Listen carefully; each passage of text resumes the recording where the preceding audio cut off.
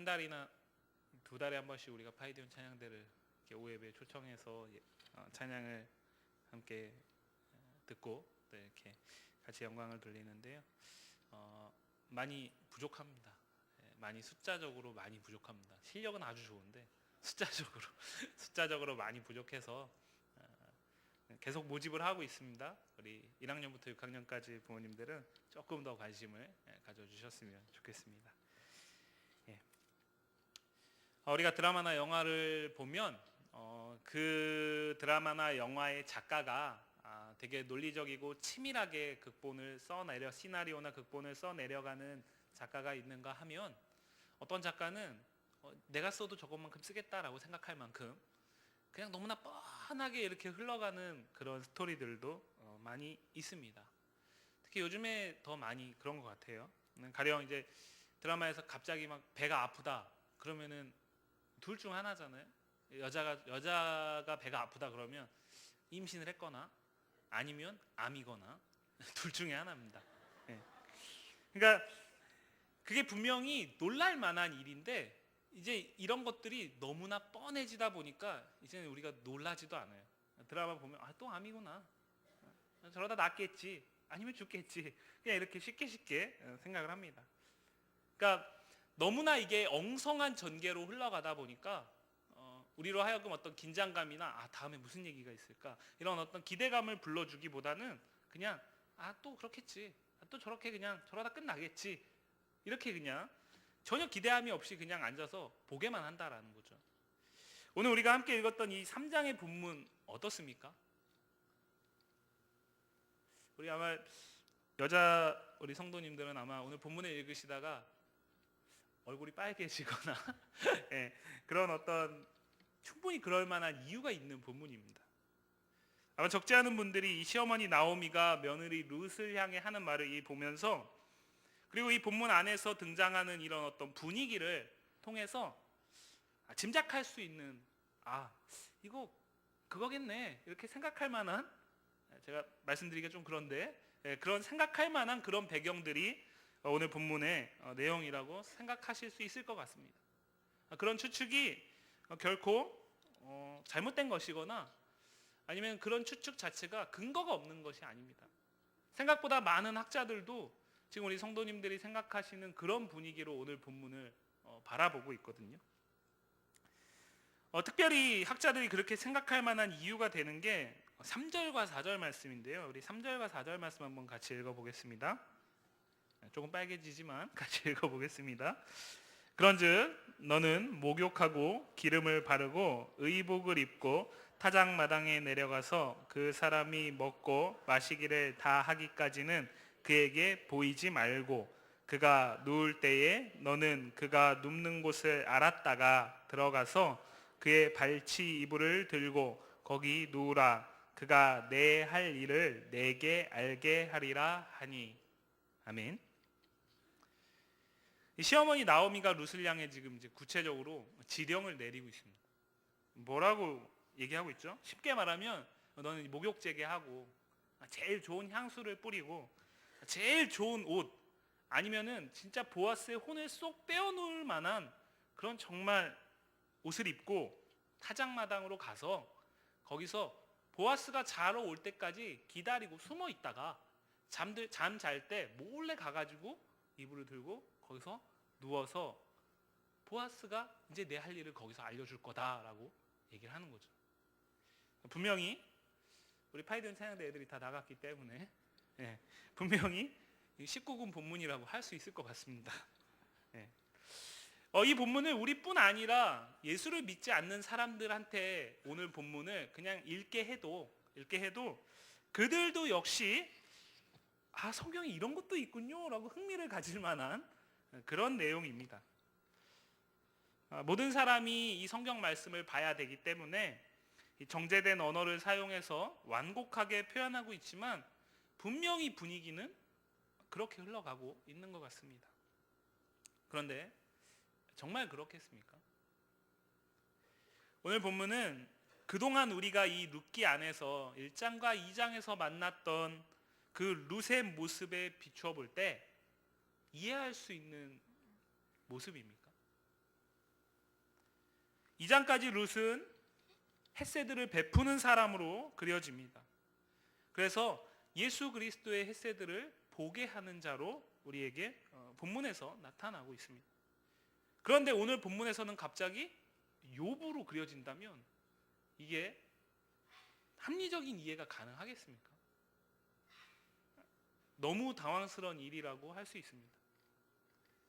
시어머니 나오미 역시 비록 절망의 깊은 터널을 지나고 있습니다. 그래서 모압 여인인 룻을 염려하고 걱정하면서 스스로 살 길을 찾아 떠나라고까지 했던 사람입니다. 그런데 오늘 본문에서 며느리를 통해서 팔자를 고쳐버리고 남자한테 팔아버리는 사람처럼 이렇게 그려지면 이게 우리가 받아들일 수 있는 것이겠습니까? 물론 우리가 지금 드라마나 영화를 통해서 만나게 되는 그런 막장 드라마라면 그럴 수 있겠다 생각할 수 있습니다. 하지만 성경은 하나님의 감동으로 쓰여진 것이고 분명한 주제를 이야기하고 있고 분명하게 우리에게 무언가를 보게 하는 하나님의 말씀입니다. 갑자기 뜬금없이 갑자기 등장인물의 성격이 바뀌어버리고 갑자기 우리가 납득할 수 없는 어떤 모습이 등장한다라는 것을 우리는 쉽게 받아들일 수가 없습니다. 또한 우리가 지금까지 룻기를 보면서 룻기는 계속해서 우리한테 헤세드를 말하고 있습니다. 인애를 말하고 있습니다. 그 관점을 고려하고 문맥의 전후 관계를 살펴보면 오늘 본문은 절대로 19금 본문이 아닙니다. 그런데 분위기가 그렇다라는 거죠. 우리가 살아가는 세상이 여인이 한밤중에 밤을 틈타서 목욕을 재개하고 향수를 뿌리고 좋은 옷을 입고 남자를 찾아가면 뻔한 거 아니냐 이렇게 생각을 하니까 오늘 본문이 그렇게 우리한테 다가오는 것입니다. 우리는 오늘 본문을 낯설게 대해야 돼요. 우리가 가지고 있는 이 본문이 주는 분위기를 우리는 본문 안에서 그 분위기가 어떤지를 발견해야지 우리가 살아가는 세상 속에서의 그 가치와 세상 속에서의 판단을 가지고 오늘 본문을 보게 되면 오늘 본문이 이야기하는 것을 우리는 볼 수 없습니다. 그저 그냥 얼굴만 빨개질 수밖에 없습니다. 다시 오늘 말씀을 한번 천천히 보도록 하겠습니다. 우리 1절 말씀 한번 같이 읽어보겠습니다. 3장 1절 말씀. 룻의 시어머니 나오미가 그에게 이르되 내 딸아 내가 너를 위하여 안식할 곳을 구하여 너를 복되게 하여야 하지 않겠느냐. 아멘. 오늘 본문 이 3장 1절 앞에 어떤 사건이 나옵니까? 룻이 보아스의 밭에서 보아스의 인애 가운데 7주 동안 이삭을 줍게 됩니다. 그리고 그것들을 가지고 시어머니 나오미와 함께 생명을 연명해 나가게 되죠. 삶을 연명해 나가게 됩니다. 그런데 그 가운데서 이 나오미가 시어머니 나오미가 보아스가 베푸는 그 인애, 그 보아스를 만나게 하신 그 하나님을 보게 되죠. 다시 말씀드려서 자기가 깊은 절망 가운데 수렁과 같은 그 깊은 어려움, 환난 가운데 잠겨 있어서 미처 발견하지 못했지만 숨어서 나오미의 가정을 붙들고 계시고 이끌어 가시는 하나님을 그 손길을 보게 되었다라는 것입니다. 그리고 그것을 본 나오미가 제일 먼저 하는 행동이 오늘 3장 1절부터 5절까지에 나오는 룻을 향한 말입니다. 오늘 이 3장 1절 말씀은 나오미가 룻에게 저기 가서 내 팔자를 고칠 수 있는 어떤 일을 해라 이게 이 얘기가 아니라 나오미가 모압 땅에 있을 때 룻을 염려했던 그 염려. 룻이 베들레헴으로 따라 돌아오게 되면 룻에게는 더 이상 안식이 없기 때문에 너는 너의 아버지의 집으로 돌아가서 그곳에서 너의 안식을 다시 누리라 라고 얘기했던 룻기 1장 9절 말씀에 나오는 그 얘기를 다시 하고 있는 거예요. 무엇이냐면 시어머니 나오미는 룻의 안식에 대한 염려를 모압 땅에서 했습니다.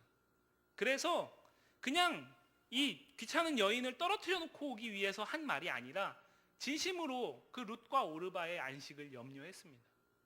이스라엘 땅 베들레헴에 돌아오게 되면은 안식을 누릴 수 없는 이 룻과 오르바를 아직은 그들이 젊으니까 자신들의 집으로 돌아가서 그곳에서 제가함을 통해서 아니면 아버지 아래서 안식을 누릴 수 있는 기회를 찾으라고 한 것입니다. 그리고 오르바는 돌아갔고 룻은 따라왔습니다. 베들레헴 땅에 들어와서 나오미는 자기가 스스로 이야기했던 것처럼 자기 자신이 정말 쓰디쓴 삶을 살고 있기 때문에 자기 옆에 있는 룻을 가족으로 여기지도 못했을 뿐만 아니라 그 룻의 안식을 염려할 만한 여유가 없었습니다. 그런데 이 나오미가 하나님의 손길을 다시 보게 되면서 다시 이 룻의 안식을 염려하게 된 거죠. 기억하시는지 모르겠지만 이 고대 근동사회에서 여인의 안식은 결혼하기 전에는 아버지의 아래서 누릴 수 있는 것이고 결혼한 이후에는 남편을 통해서 누릴 수 있는 것입니다.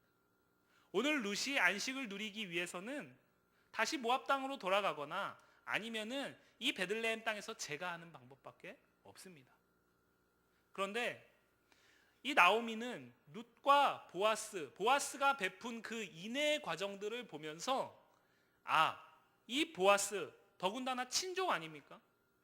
친족인 보아스가 그 룻의 안식의 문제를 해결해 줄 수 있을 거다라는 생각을 확신을 갖게 된 거죠.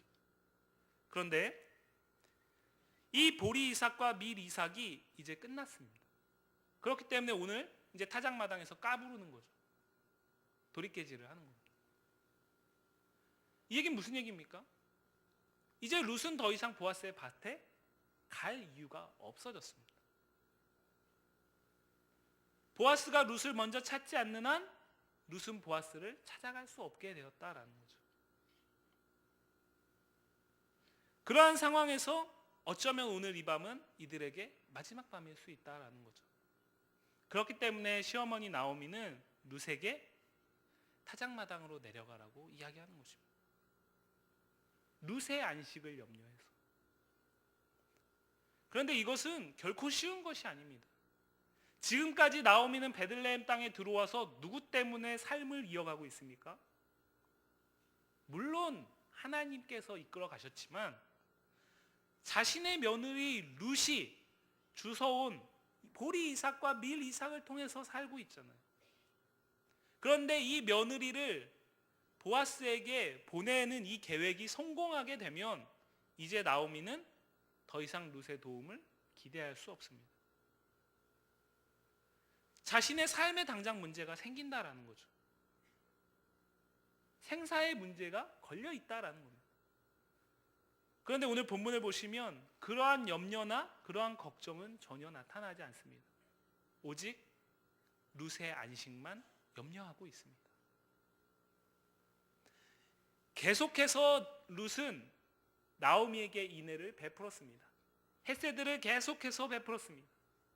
그런데 그 가운데서 나오미는 그 헤세드를 귀하게 여기지 못했죠. 그가 너무 힘들었기 때문에, 자신의 삶 자체가 너무 깊이 잠겨 있기 때문에. 그런데 룻에게 또 다른 인애를 베푸는 보아스가 자신의 친족이라는 사실을 알고 그 관계 속에서 하나님이 자신들을 지금 붙들고 있다라는 사실을 깨달았을 때 나오미는 이제는 자신도 룻에게 베풀 수 있는 헤세드를 베풀어야 되겠다라고 결심한 것이고, 그 가운데 행동으로 나온 게 타작마당으로 내려가라는 이 말로 오늘 기록되어 있는 겁니다. 1절은 그렇게 넘어갈 수 있다 치는데, 이거 누가 봐도 이거 오해하기에 충분한 3, 4절 말씀은 어떻게 우리가 해석해야 될까요? 왜 룻은 목욕하고 기름을 발라야 될까요? 보아스를 유혹하기 위해서? 그것이 아니라 2장 말씀에서 언급을 했었는데, 2장 말씀에서 이 룻이라는 여인은 보아스의 밭에 들어가서 이삭을 얼마나 열심히 주었습니까? 잠깐 쉬는 시간 제외하고 이른 시간부터 늦은 시간까지 이삭 줍기에 여념이 없었습니다. 우리가 한두 시간 아닌 반나절 정도만 밖에서 일을 하게 되면 당연히 돌아와서 제일 먼저 하는 게 뭐죠? 씻는 거죠. 마찬가지의 관점으로 볼 수 있다라는 거죠. 더군다나 이 땅은 근동지역이니까. 하루 종일 일을 하고 돌아온 룻이 이제 보아스를 만나러 가는데 깨재재하게 갈 수는 없잖아요. 그렇죠? 그렇기 때문에 욕을 하기 위한 것이 아니라 최소한의 예의를 갖추는 거죠. 목욕하고 기름을 바르는 것은 그렇게 이해할 수 있다라는 것입니다. 다음으로 우리가 볼 것이 의복, 좋은 의복을 입었다. 그 다음에 내려가서 발치 이불을 들고 거기에 누우라라는 이 표현입니다. 오늘 본문에서 3절 말씀에서 많은 학자들이 가장 좋은 옷 혹은 유혹하기 적당한 옷으로 이해해서 이 본문을 19금 본문으로 오해하게 만드는 이 의복으로 번역된 이 표현은 히브리어 단어로 쉬물로트라는 단어입니다. 근데 이 단어가 구약 성경에 몇 군데 나오는데 그 중에 한 군데가 어디냐면 출애굽기 22장 25절부터 27절에 나옵니다. 출애굽기 22장에서는 어떤 얘기 가운데 나오냐면 가난한 자에게 옷을 저당 잡거든 해가 지기 전에 돌려주라. 그것은 그에게 유일한 옷이다.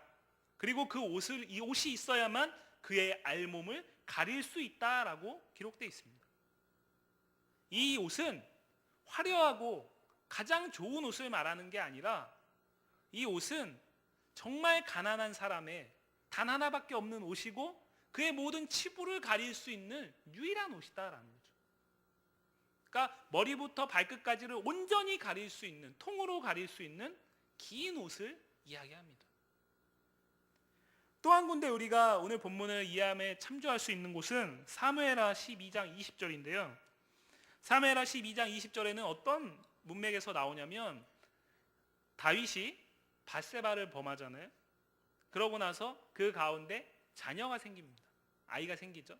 근데 하나님이 그 밧세바와 다윗 사이에 생긴 그 아이를 진노하심으로 치시잖아요. 그래서 그 아이가 죽기까지 다윗이 쉽게 얘기하면 상복을 입고 있습니다. 애도를 표하는 거죠. 그런데 그 아이가 죽은 후에 12장 20절에 뭐라고 나오냐면 다윗이 땅에서 일어나서 몸을 씻고 기름을 바르고 의복을 갈아입고 여호와의 전에 들어가서 경배하고 왕궁으로 돌아왔다라고 말합니다. 오늘 본문과 정말 흡사하죠. 몸을 씻고 기름을 바르고 의복을 입고. 근데 여기서 말하는 이 사무엘하 12장 20절에서 이 의복이 바로 오늘 본문에 나오는 이 쉬물로트입니다.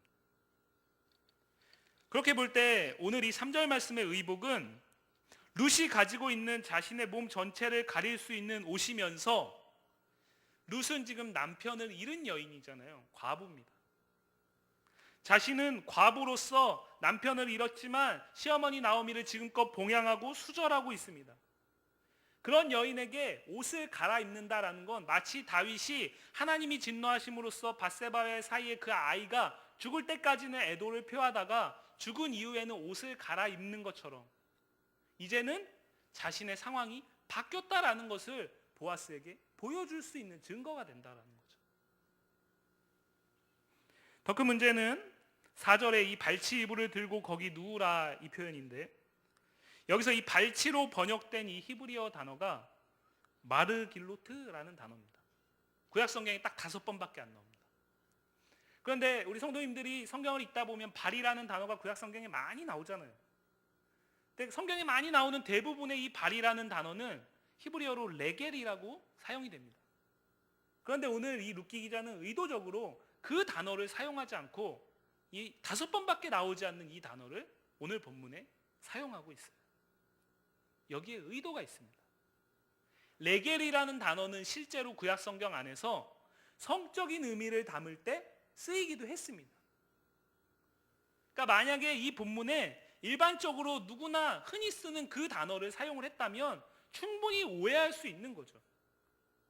그런데 그 오해를 차단하기 위해서 오늘 루키 기자는 그 흔하게 쓰이는 단어를 사용하지 않고 딱 5번, 그 중에서도 루키 3장에 4번 나오고 다니엘서 10장 6절에 딱 한 번 나오는 이 마르길로트라는 단어를 오늘 본문에 사용하고 있습니다.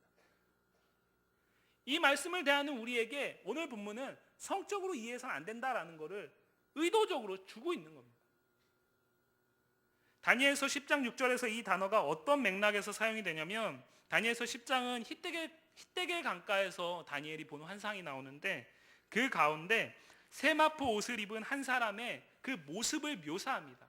그 가운데 그 사람의 발을 이야기할 때 바로 이 단어가 사용됩니다. 전혀 성적인 의미는 들어가 있지 않은 단어입니다. 루키 기자는 오늘 본문을 성적으로 볼 수 있는 오해를 충분히 인지하고 있었던 것 같습니다. 그래서 그것이 아니다라는 걸 오늘 본문에 단어를 사용하면서 심어주고 있습니다. 본문은 그런 관점에서 봤을 때 발치 이불을 들고 가서 누우라라는 이 표현은 그냥 단순하게 그 보아스가 누워 있을 때 그 옆에 가서 룻 네가 지금 왔다라는 것을 보아스가 알 수 있게, 알아챌 수 있게 하라는 것입니다. 쉽게 말씀드려서 오늘 본문은 룻이 보아스를 유혹하기 위해서 가는 게 아니라 과부인 룻이 보아스에게 청혼하기 위해서 가는 모습으로 이해하는 게 더 합당하다라는 거죠. 그리고 이것은 이어지는 나오미의 말, 거기에 누우면 그 이후엔 보아스가 내가 할 일을 알게 할 것이고 그대로 하라라고 얘기했던 이 말과 다음 시간에 우리가 보게 될 6절 이하의 말씀을 볼 때에 더욱 분명하게 나타납니다. 오늘 본문은 우리에게 무엇을 말하고 있겠습니까?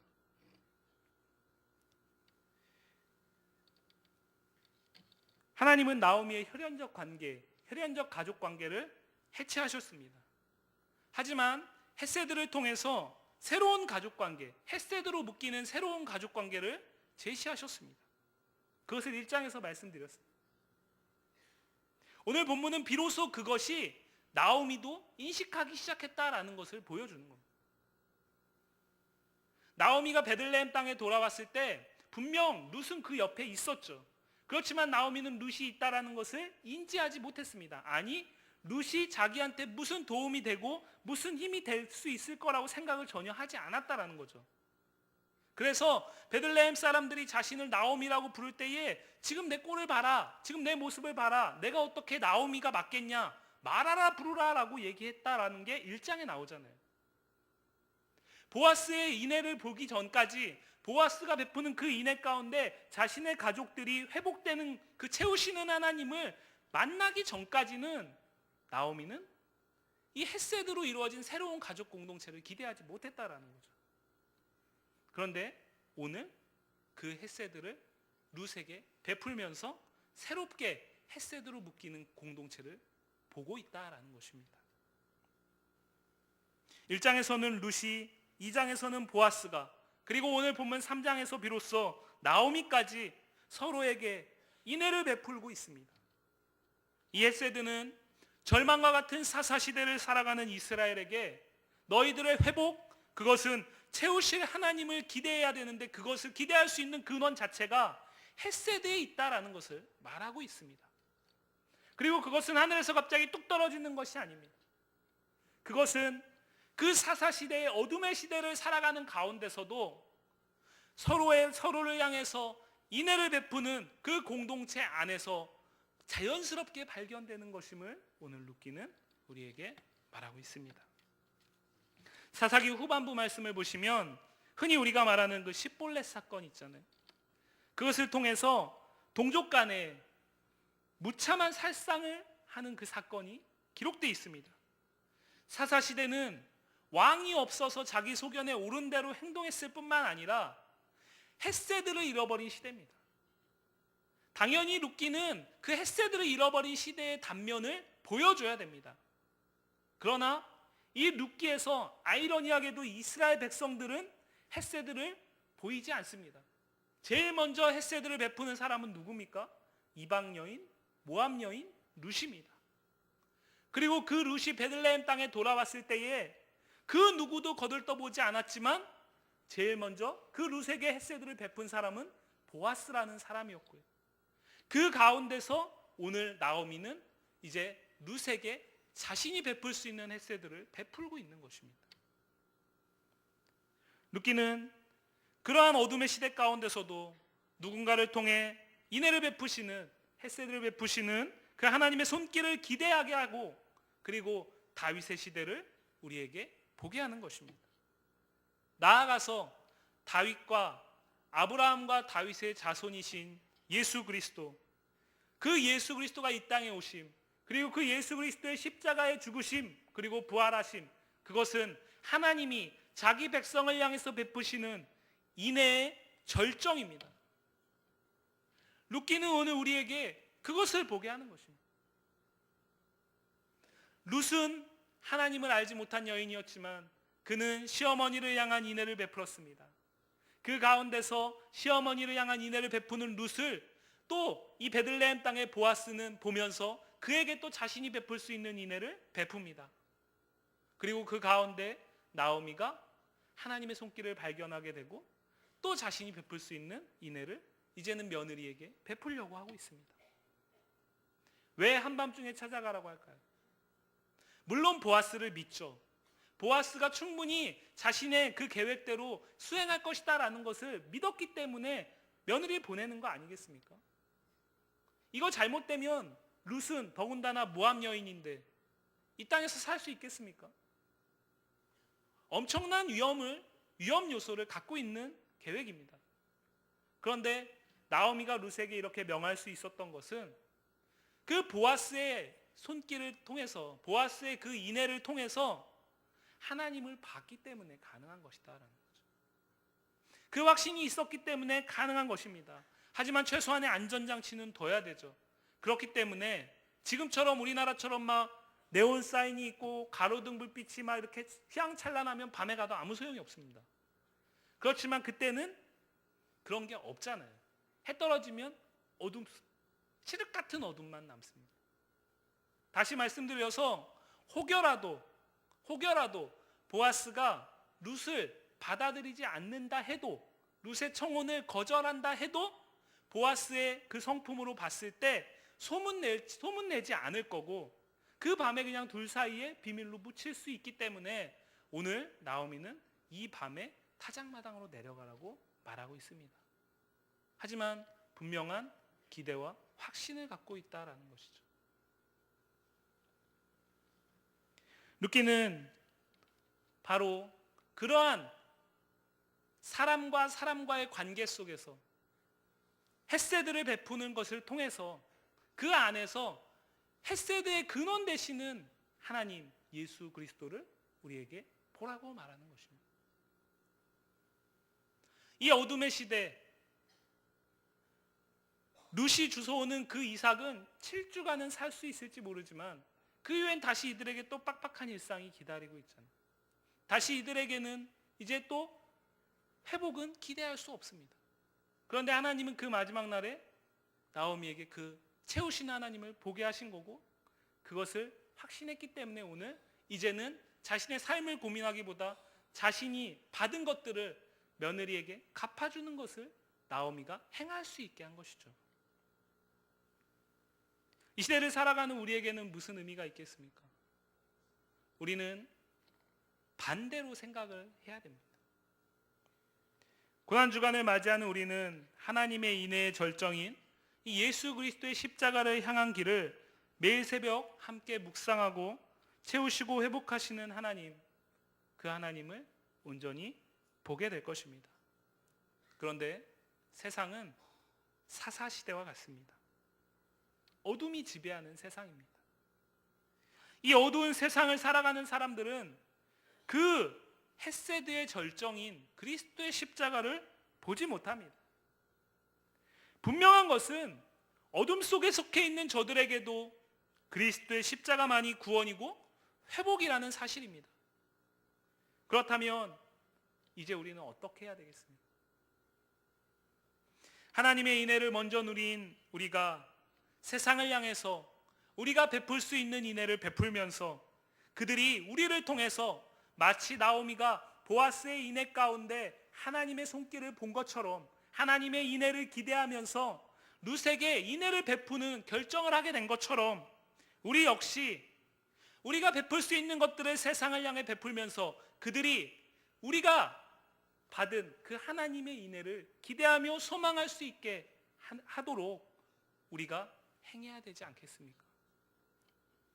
그리고 그 시작은 혈연으로 묶여 있지 않지만 그리스도의 십자가의 그 크신 사랑으로 그 인애로 묶여 있는 우리 교회 공동체가 돼야 되지 않겠습니까? 사랑하는 성도 여러분, 하나님의 헤세드의 절정, 그리스도의 십자가를 묵상한다는 것은 그 안에 깊이 잠겨서 한없이 슬퍼하고 관조하고 사색하는 것이 아닙니다. 오히려 우리의 삶으로 우리는 헤세드를 베풀면서 십자가를 살아내야 됩니다. 십자가는 성경책 속에 그리고 2000년 전의 역사 속에 갇혀있는 화석과 같은 것이 아닙니다. 오늘 우리의 교회 안에, 오늘 우리의 삶 속에 헤세드의 모습으로 나타나야 되는 것입니다. 이 자리에 있는 우리 모두가 이 믿음과 결단으로 교회를 온전한 헤세드의 공동체로 회복시키실 하나님을 기대하면서 세상을 변화시키는 성도, 교회가 되기를 주님의 이름으로 간절히 축복합니다. 기도하겠습니다. 하나님 감사합니다. 하나님 오늘 말씀을